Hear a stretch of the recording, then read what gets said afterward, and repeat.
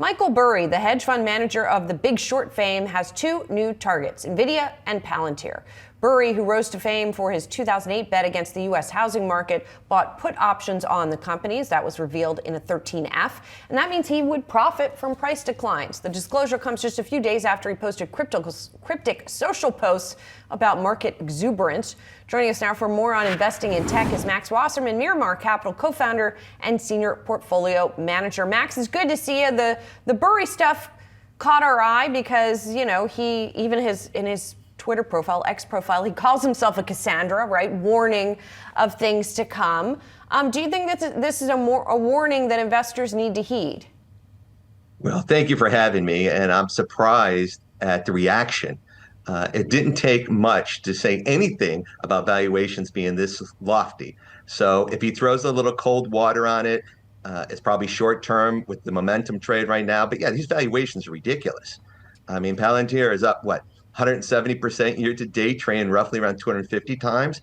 A great company, great technology, but these tech stocks are valued at growth in perpetuity, that there's never going to be a hiccup. So for somebody to come along and throw a little cold water on it, I'm surprised more people are not doing it. But there's an old adage, you can go broke shorting a momentous market. So I'm not so sure how long this lasts. Although I guess with puts, you're not putting quite as much as risk as if you're outright shorting a Max. But okay, so for normal investors who are looking at this question, what do they do about it? In other words, like if you hold tech stocks, do you just keep holding them? Is it just a question of not adding at these levels?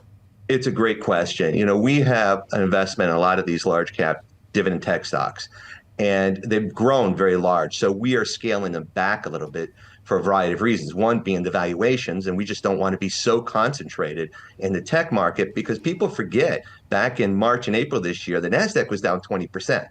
So the market could take this momentum and shift to the negative, and people could get really hurt. So we wouldn't be piling into these investments. And depending on your tax situation, we would lighten up a little bit here. We definitely would take a little profit. I mean, again, we're not saying get out of them, but you got to manage the downside risk. The valuations here at 40, 50, 200 times. How much more do you expect to happen? And is it asymmetrical? I think there's more downside than upside in the near term, but the momentum is crazy right now. Yeah, it does feel that way. And we've been talking to a lot of investors as well about diversification. And that means something a little bit different to everyone. And I think in your case, it means something a little bit different too. I'm curious about your strategy around sort of what you view as stocks that'll benefit as interest rates come down more.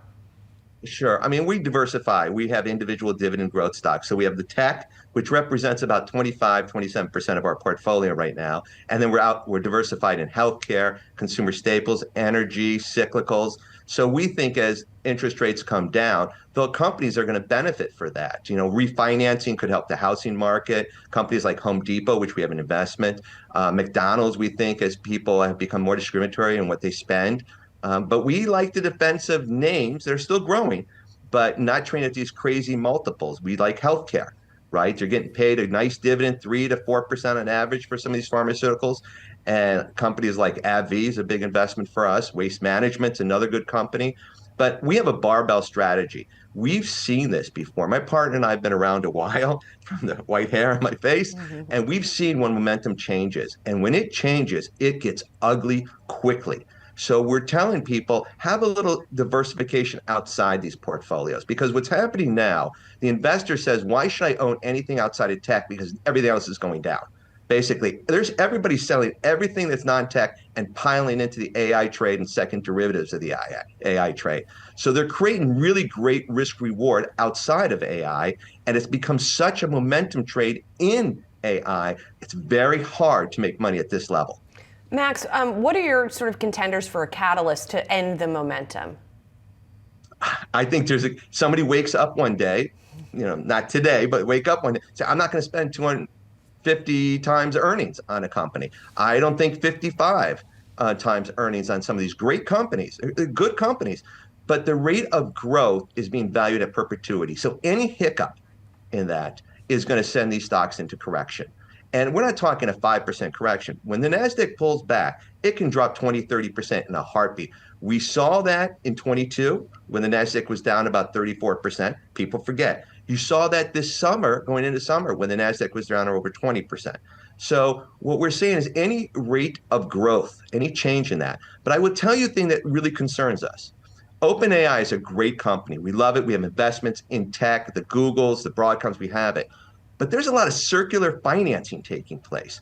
All these companies are giving money to OpenAI, which turns around and counts the revenue back that they're going to get from these other companies. And, OpenAI, is valued so highly, and it's not really generating as much revenue as people think. So if there's any hiccup in OpenAI's financing, that could cause a domino effect. We don't think it will, but we're just saying there's systemic risks out there that people are ignoring. And if there's a hiccup in financing in AI, Katie, bar the doors, because these stocks will drop like a heartbeat. So we're just saying identify risk, and for the individual investor, have exposure. But this is a good time to pare it back. Right. Max, thank you so much. Good to see you. Thank you so much. Have a great day. What we're seeing on Palantir, how concerned are you about it? Listen, I'm not necessarily concerned because we've been talking about this for a while. Valuations have been stretched, and the longer the market kept going up, then the more stretched they became. Everyone's been talking about it. We all know it. This shouldn't really be a surprise. I'm just a little bit surprised that Palantir completely crushed it on every metric, and the first reaction was to sell it, right? As they now bring up all these, well, suddenly it's overvalued, and suddenly we have to take a break, and maybe it can't live up to the expectations and all that stuff. It's all, to me, it's all noise.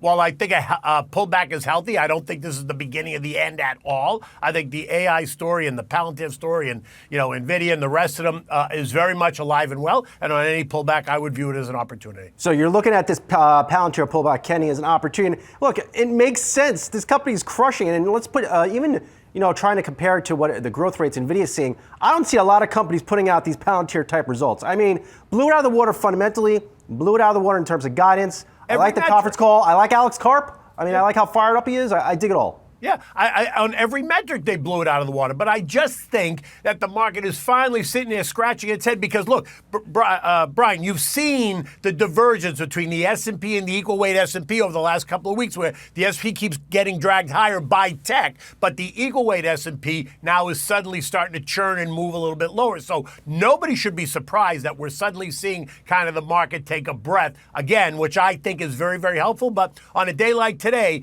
I'm not necessarily going to jump into Palantir yet, because when you get news like this and a reaction like this, I always tend to let it settle down probably 2 days. I'm going to watch the action and see what happens, but I'm probably going to watch it for a couple of days because that's typically how my mind works. I let the news come out, I let the market digest it, and then I jump in.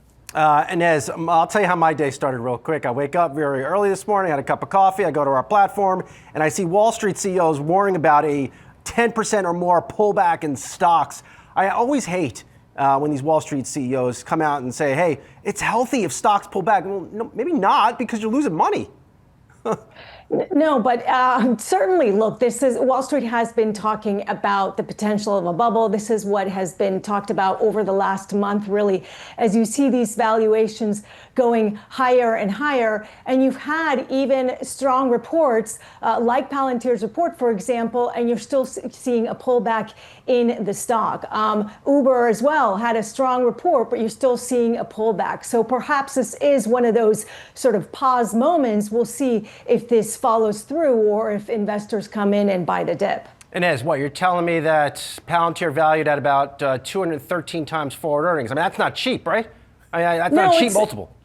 It's not cheap, but I mean, if you take a look at their commercial business, it was up 121% year over year. I mean, in every segment, they just sort of blew it out of the water. And what's really interesting about the stock is that it's so supported by retail investors. More than like 45% of the stock from retail investors. And Alex Karp also talks to the retail investors, so to speak. I mean, even when he says he loves to turn on the TV and look at analysts saying why another company is better than his, it's because they didn't make money off of it. So certainly, look, this stock has had a massive run. It was up 175% year to date before the earnings release came out.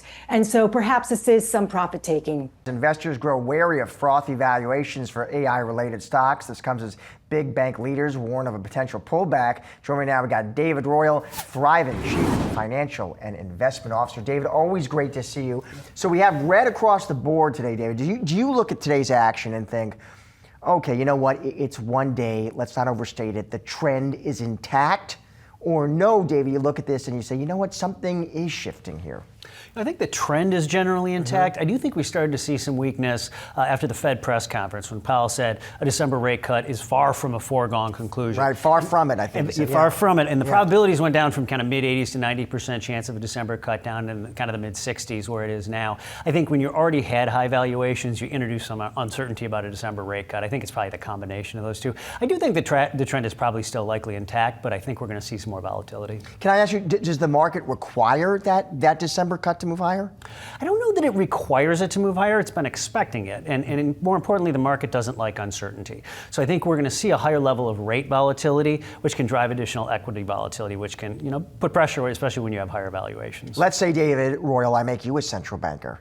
Are you voting for that cut? You think it's required? Do you think it's necessary? I would vote for the cut, yeah. Well, how come? I think we're seeing weakening unemployment. The rolling 3-month average, prior, of course, we didn't get last month's jobs data, was 29,000 over the rolling 3 months. If you go back to August of 2024, Powell's Jackson Hole speech, he said that any further weakening of the employment market would be unwelcome. The rolling 3-month average then was 120,000, and at the time he said that, it was actually 170 before revisions. So they'd be cutting, David, though, even while inflation is still above target. They would, and after that Jackson Hole speech, they cut 100 basis points in the next 3 meetings. I think the difference is, and this is the Fed's concern, the inflation trend is a lot less favorable than it was back then. We've kind of stalled. We've seen a little uptick in goods inflation, which has that PCE kind of stubbornly at 2.9%. Although I was surprised when Chair Powell said, absent tariffs, he thought that's right. It'd be 2.3 or 2.4. Yeah. I was shocked he was so specific. Who knew? Yeah. Let me ask you, so that's the Fed, but in today's trade also, David, and we've been talking this on the show today, AI valuations were really in focus. People looked at names like Palantir. That was a solid report. Those were strong results, and it still got whacked.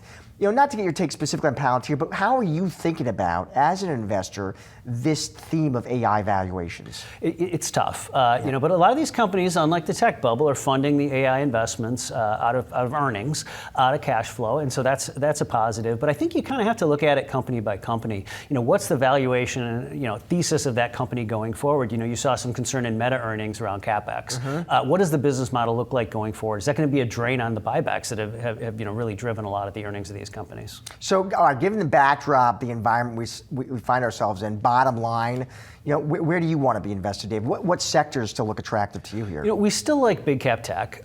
You are seeing some signs of weakening in the economy, so I think you'd lean away from the more cyclical sectors, maybe consumer discretionary. Industrials, cyclicals, things like that. Within the consumer discretionary, though, I think you're seeing a real bifurcation in the consumer. You're seeing, people say the K-shaped economy, but the upper-end consumer doing better than the lower-end consumer, even more so than usual. So I think you'd want to be leaning into companies that maybe serve the higher-end consumer, and particularly companies that aren't relying on macro tailwinds for earnings, but maybe have product innovations that can drive earnings. To your point, it's interesting. Listen, we don't have all the government data we would like, but we do have earnings, and they give us a line of sight into the consumer. And to your point, David, you look at some of the commentary, like here's Clorox saying consumers remain under pressure. They talk about how this is driving value-seeking behaviors across all income segments. But then here comes Marriott saying our luxury hotels continue to outperform, driven by robust demand. Is that kind of what you're talking about here? I think, you're seeing the upper-end consumer outperform, but I liked your point about people trading down at all income levels, because I think you're seeing that as well. What about the government shutdown? Are you getting a lot of questions about that from your clients? We do. We get questions, and often questions, a lot of it, and from our advisors as well, around the lack of government data. Like, how does the Fed make a decision? How do people even know how to manage rates in the economy in the absence of data? And what do you tell them? We look at the alternative data sources. We'll get ADP. I think tomorrow morning. The last ADP report was weaker. The Fed has called out a number of the state jobless claims have been stronger. But one thing that we've looked at going forward is the Challenger Gray and Christmas report about future hiring plans that'll come out on Thursday. Normally by now you'd have 600,000 announced hires, typically among retail for the holiday hiring season. It was 115,000 through September. We'll see. And two of the biggest firms for hiring are Target at 100,000 last year and UPS at 125. Both of those are firms that have announced layoffs. And so let me ask you this final question. You look at that data, right? Those metrics. What do you do with that as an investor with that information? It's one of the reasons why I think the Fed should cut. I would be looking to potentially lengthen duration if you were concerned that the Fed was behind the curve and we might see some economic slowing. Concerns, of course, have been weighing on these Palantir shares, despite the company topping third quarter estimates and raising its full year guidance. Joining me now is Gil Luria, D.A. Davidson, head of technology research. And obviously, Gil, there are two things going on here. There is the fundamental story of the company, and then there's the stock story of the company. On a fundamental basis, in these numbers, was there anything not to like? No, the results were spectacular. They exceeded any expectations anybody could have. This is a company that's more than a $4 billion run rate, growing 63%. It's more than doubling its commercial business. And these aren't little deals. They have some customers that spend as much as 9 figures on Palantir software. So companies are lining up to use Palantir in order to achieve their AI goals. The government business grew 50%. The government's still leaning more and more on Palantir to achieve its own mission critical goals. The stock is down today. That has nothing to do with the fundamentals from last night. Okay, so what does it have to do then? Is it just a valuation question and this was sort of a sell the news kind of situation? More likely. I actually think it has nothing to do with Palantir. To your point earlier, this is more about a risk-off vibe today, nothing more than that. You can see a lot of the higher multiple, more AI-exposed companies, stocks being down today. Again, I can't imagine anybody expected Palantir to do better than they did last night. I mean, but at the same time, Palantir's price to sales are something like 85, the highest in the S&P 500. Even if this company is fantastic, does it deserve the valuation, the multiple that it has? You know, that's the tough question because the both on the price to sales, price to earnings, EV to cash flow, there's no way to justify Palantir's valuation. It is completely divorced from fundamentals and from any other valuation of any other company, which is understandable because they're doing so much better than any other company. They are by far the best software company, but the valuation, it's hard to justify. It's hard to tie it to a cash flow, a discounted cash flow. It really is. Investors that buy Palantir are buying it because they expect the growth to continue for the foreseeable future and beyond. It's a very individual investor-based stock. And so it's very hard to argue should be trading at 80 times EV to cash flow, EV to sales, at 100 times EV to sales, at 60 times. It's very hard to argue. These are all arbitrary numbers, and hence the challenge, and hence a day like today where, again, the results couldn't have been better and the stock is down. Well, okay, so Gil, let me ask it this way then. What is the total addressable market for a company like Palantir? And is there anyone really competing with them directly in what they do? So there is no ceiling for Palantir anytime soon. Just to give you proportion, again, they're more than 4 billion run rate. Adobe's 20 billion run rate. Salesforce 40 billion. Oracle 50 billion. There's nothing limiting Palantir's growth. That's part of the excitement. That's part of how investors are justifying this very high multiple. And then in terms of competition, everybody's trying to do what Palantir is doing, which is help companies get to their AI goals, and nobody is succeeding as well. And it's not an accident. Palantir is an overnight success story, 20 years in the making. They do some things extraordinarily well. They help companies and government agencies collect disparate data sources, combine them so you can use AI without compromising the privacy and confidentiality of those data sources. They give companies the soup to nuts service in terms of all the software components, all the services components, instead of those companies having to cobble that together from different software companies and third-party consulting and internal IT. Those are two very unique capabilities that really nobody else is doing and are actually kind of hard to replicate. That's why Palantir is doing so much better than anybody else. And again, the sky's the limit because at their size, they can continue to grow at these rates for many years. So, Gil, you've got a neutral rating on this stock. And is it just because of what you said earlier that it's hard to, like, it doesn't fit neatly into the financial models that folks in your business traditionally use? Is that the issue?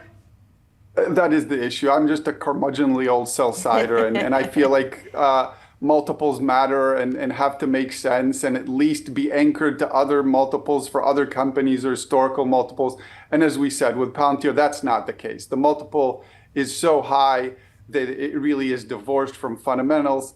But again, great company with a great mission doing phenomenally well. Gil, I do want to ask you more broadly about the risk-off movement that we're seeing today. As I mentioned, you had the Michael Burry filing, right, about the put options on Palantir, as well as some charts that he posted on X. Is there a bigger question to ask, and where do you stand on that bigger question of where tech valuations are right now? You've heard it all. We've talked about it before, the circularity of the spending with OpenAI at the center. How are you thinking about it right now? There's two categories. There's the real companies that are doing real work and are actually not trading at a very high multiple. Microsoft, Amazon, Google, and Nvidia.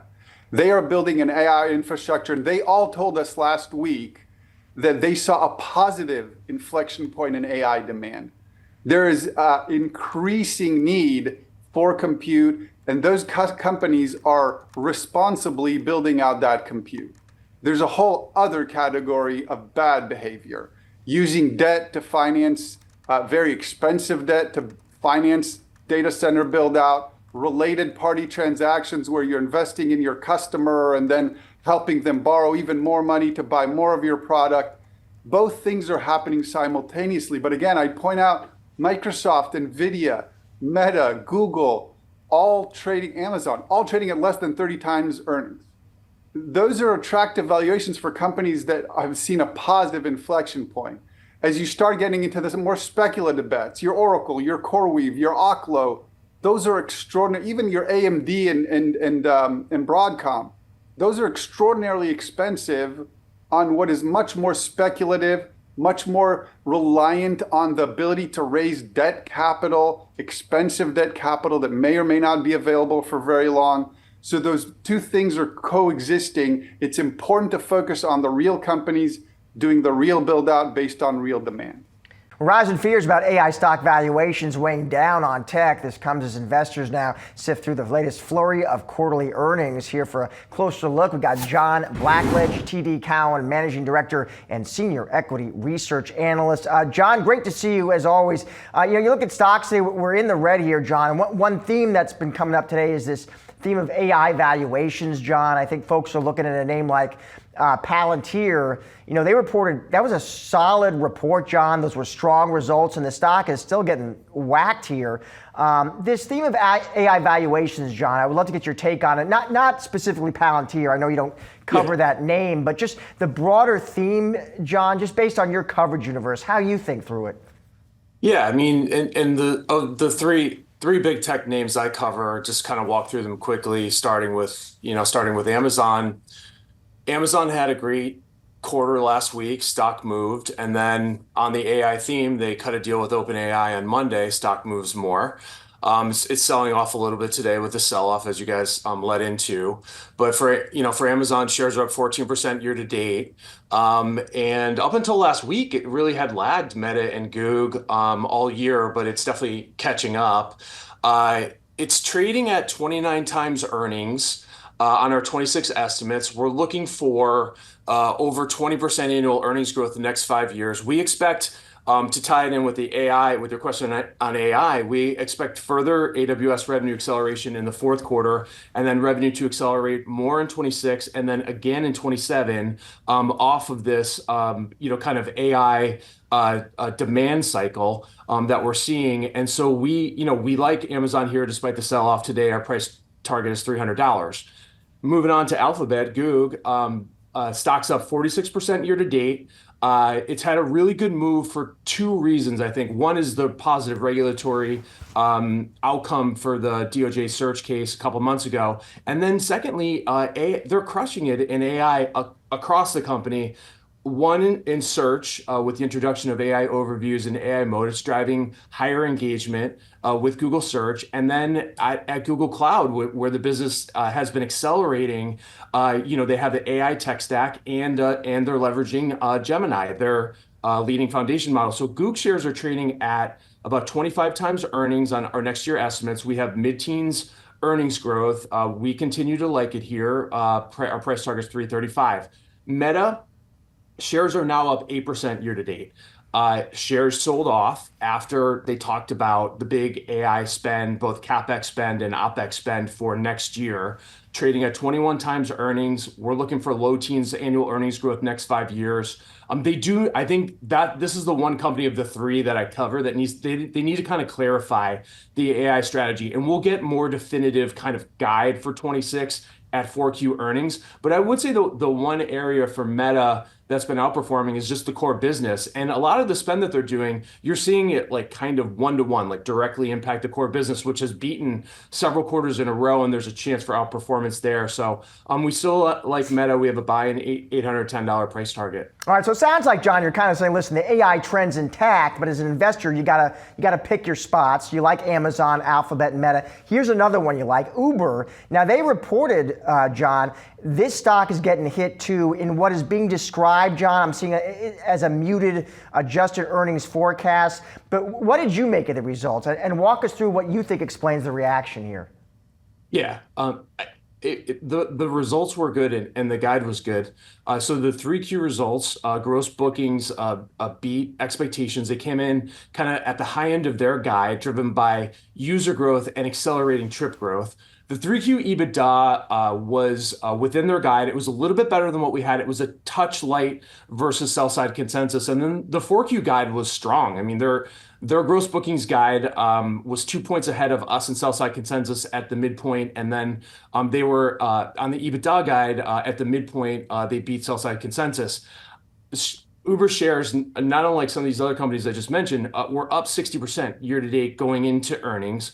You had the tech sell-off today. And if I was going to pick out one area, I would say that incremental delivery margins were a little bit lower than what we thought they would be. And to that, they talked about investing in their grocery and retail vertical within delivery.